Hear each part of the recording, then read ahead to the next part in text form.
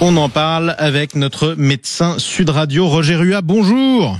Bonjour. Bienvenue sur Sud Radio.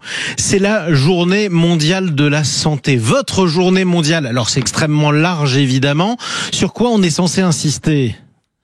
Alors pour 2025, le focus a été mis sur la néonatalité, c'est-à-dire la sécurité de la naissance et de la petite enfance. La sécurité de la naissance et la petite enfance, c'est-à-dire ? Alors on sait bien que le problème c'est la mortalité infantile de par le monde. Alors dans les pays développés, évidemment, nous avons effectivement déjà beaucoup de choses qui sont faites, comme la vaccination, les soins primaires chez les enfants, les visites obligatoires, mais de par le monde, puisque la Journée mondiale de la santé est organisée par l'OMS. J'ai fait le focus sur un thème pour que partout dans le monde, on soit à égalité en termes sur le sujet qui a été choisi. Donc là, pour la néonatalité, effectivement, il y a des pays émergents notamment où les soins primaires ne sont pas assurés correctement, et donc le focus est mis, le financement surtout est mis sur des projets qui ont pour but donc d'organiser la néonatalité, la sécurité de la naissance des enfants et ensuite la vaccination. Alors un point sur la mortalité infantile, c'est souvent un indicateur assez précis et marquant du développement ou non, du niveau de développement d'un pays. Il se trouve qu'en France, c'est récent, depuis quelques mois, quelques années, malheureusement, la mortalité infantile remonte. Comment on explique ça ? Alors, c'est vrai que c'est un petit peu préoccupant parce que on semble avoir en France, en tout cas, tous les moyens nécessaires pour pouvoir assurer la sécurité néonatale.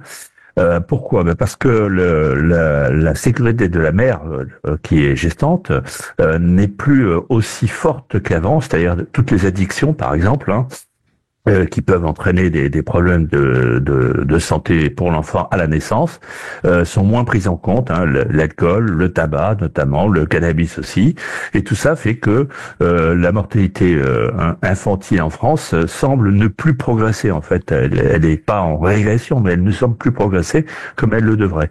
Par ailleurs, il y a aussi le problème de la vaccination qui semble avoir rencontré toujours de la résistance chez les parents. Chez les parents des jeunes nouveau-nés. Oui. Alors c'est un sujet très douloureux évidemment. Qu'est-ce qui cause la mortalité infantile ? Quel type d'affection en France en tout cas ? Alors en France, c'est surtout les problèmes, comme j'en parlais tout à l'heure, de santé globale de la mère, et notamment donc qui déclenche quoi sur l'enfant ? C'était ça que je voulais vous demander, mon cher Roger Rua. Ça déclenche des malformations en général, des malformations qui sont plus ou moins importantes et qui sont pas toutes prises à temps et qui peuvent entraîner la mort malheureusement de l'enfant dans les 3 premiers mois. Quels sont les conseils que vous allez nous redonner ? Parce qu'ils sont importants à redonner à toutes celles qui nous écoutent, à tous ceux aussi. Le rôle des pères, c'est important aussi.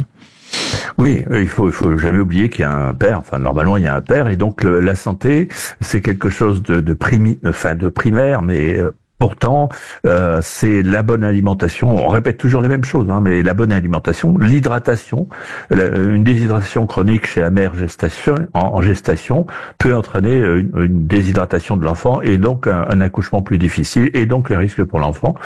Et puis toutes les addictions, il faut jamais assez répéter que lorsqu'on est enceinte, il faut pas fumer.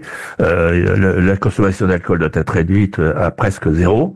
Et la consommation de sucre aussi, parce qu'on sait aussi que le sucre aujourd'hui peut entraîner des malformations, en tout cas chez les jeunes enfants. Et ça encore, c'est que le début, c'est que le début des restrictions qu'on propose aux femmes enceintes de s'imposer, parce que franchement, pour tous ceux qui en ont croisé, il y en a d'autres aussi, quand même, sur les aliments à manger, ceux qui doivent être crus, ceux qui doivent pas être cuits ou autre chose. C'est de plus en plus détaillé. Ah oui, alors là, on a heureusement d'ailleurs, parce que on a des catalogues d'actions à faire.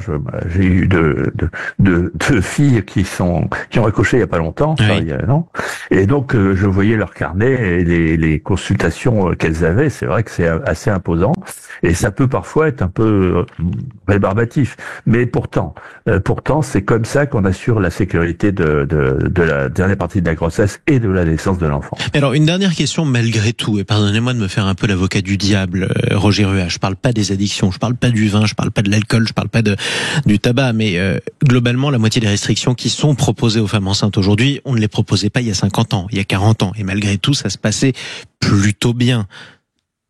Oui. Oui, non, ça c'est vrai. Donc, il y a un élément que je n'ai pas cité, c'est l'activité physique aussi.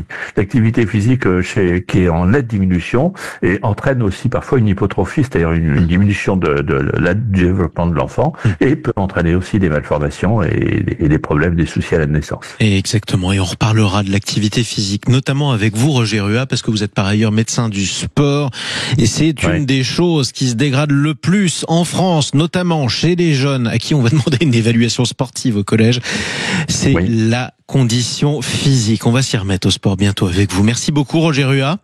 Merci, à bientôt. On vous retrouve une prochaine fois. Je rappelle que vous êtes médecin généraliste.